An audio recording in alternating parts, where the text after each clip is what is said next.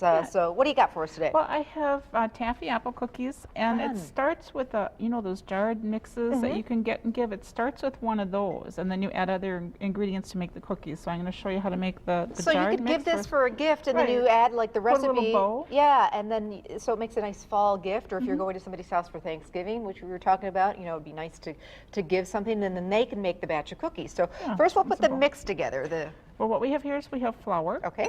And then the baking soda, salt, and the baking powder. Okay. You mix those in really good. Mix those together well. And we've got a nice wide mouth jar, so it's Yeah, definitely use the wide mouth. Be able to get in there a little easier. Spoon that in there. Okay. A funnel would be ideal if I thought to bring my funnel, because that's what I did at home. We have one somewhere, don't we, Ann? Funnel around here? Oh, okay. Yeah, all right. I use a wide mouth one when I'm doing my canning, and that's what I used at home. I wasn't thinking I should have brought it. Okay, I'm gonna get all that in there. You're gonna kind of want to tamp it down a little bit so you have room for all the layers. Okay.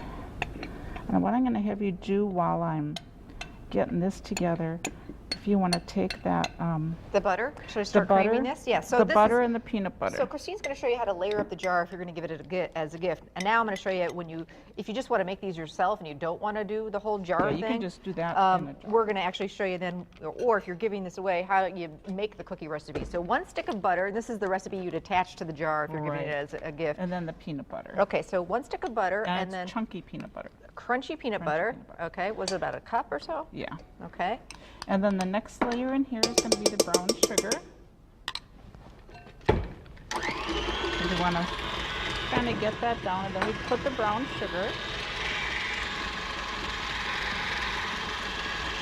So you don't want to mix, you want to be able to see the layers. Right, you want to see the layers because that makes it pretty. Should we add the egg in here? Yeah, once that's nice and smooth. It's nice and smooth. Then we add the brown sugar. And then you're going to add the egg in there, get that nice and smooth. And then those are the only ingredients that you have to actually add to the mix. Okay, that's great. So 3 ingredients, peanut butter, an egg, and butter. That's great. And then what we're going to do is we have the butterscotch chips. We're going to add those on top of here.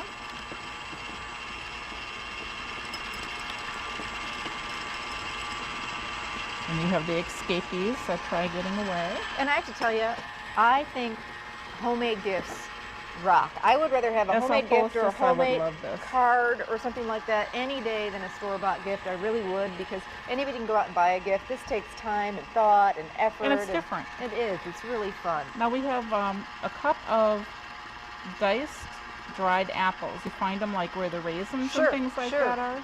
And this was actually the brand from the big raisin makers. So. Okay. And they're nice and moist. And they're already cut up for you. I chopped these up just a little bit more than they were in the bag. Okay. Just a little bit, because you want them, enough of them so that you have them in each cookie. Okay. So now you've got your jar assembled. And if you were just going to do it as a gift, you'd put the top on. And ribbon, and then directions as to how to make the cookies, which we added, an egg, butter, and peanut butter. So now our mix goes in. Add this to that. Okay. This is easy. Now that you've gone through all that hard work of putting it in the jar, we're going to take it out of the jar. Now I've got my parchment-lined baking sheet here. Do you like to use a scoop, Christine? For this, it's a really nice thick dough. I just made balls like a drop, hand. Okay, or a ball, okay. I find with a cookie like this, the scoops are nice, like if it's a real soft, mushy dough, but this is a nice, firm, almost like peanut butter cookie consistency dough. Sure, and half of it's in the beater. It's all right. It is a very thick dough. And no, Ann, you can't lick all this. That would be all of our cookies. There's a spoon right there if we want to knock it off. Oh. There we go. So this has got peanut butter and apple and the butterscotch chips in here, a little bit of everything. A little bit of everything, and then we're going to just, make a ball size of those. And I find for something like this that I like to press down on them just to make sure they flatten out to the right consistency. Okay. They're going to bake these for at 350 until they start to brown around the edges, and you can feel that they're more or less set. Now when they're done and they're all cooled, we're going to take that wonderful caramel apple dip that we all love so much. And we're going to put that, a little bit of that on top. So this is just the stuff you can buy pre-done at the grocery store. You can Right. certainly, you know, open caramels and melt them yourself, but this is even easier. You could, but I didn't Yeah, want to do that. I understand. And then we have some chopped peanuts. Oh, how fun. There's a lot going, a lot of great You flavors know, so in this it's definitely, cookie. it's definitely going to taste like the old-fashioned peanut butter or peanut dip caramel apples. Oh, how fun. All right, let's keep spreading. What are we making next time, Christine? It's a butter pecan pumpkin pie. It's actually a kind of like an ice cream pie combined with a pumpkin mousse type Ooh, pie. that sounds fantastic. And there are Christine's cookies, all made up with the crunchy nuts on top. And here's the jar mix, which is such a nice gift idea for fall.